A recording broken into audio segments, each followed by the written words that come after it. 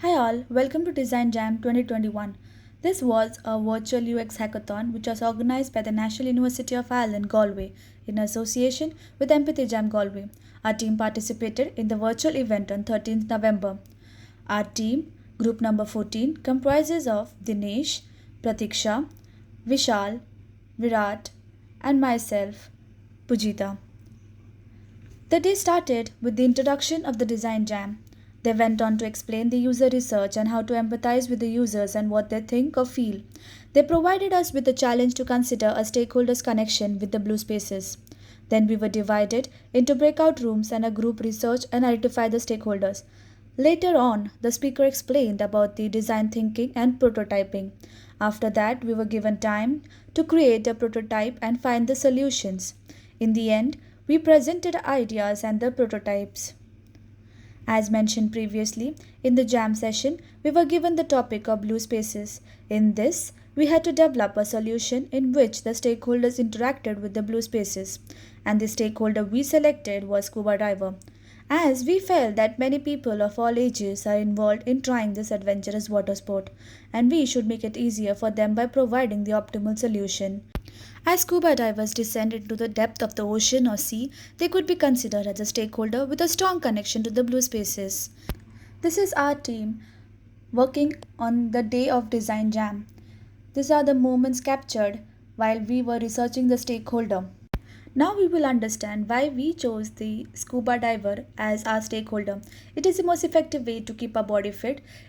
The scuba divers explore below the surface of the ocean and they help in preserving our marine ecologies. The goal of user empathy is to see problems and experiences through the eyes of the people who are experiencing them. We gathered some inputs regarding the demands for what should be included in the application after speaking some users, including some of our friends who do scuba diving occasionally and those who have only done it once.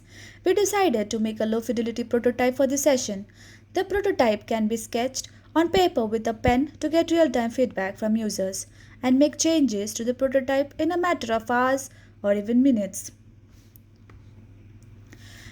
We made a web application based on typical user requirements we found in the low fidelity prototypes. We have included all of the necessary products and services in this high fidelity.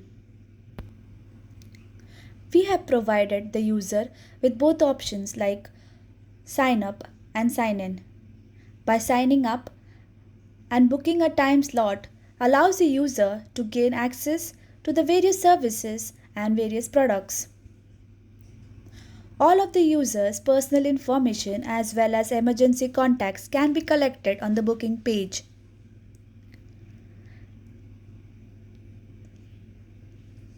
It also allows the user to check the weather forecast for a specific week in order to determine the user's safety in the ocean or sea. It also provides the different locations available for the spot. This has been included the health safety for the user too.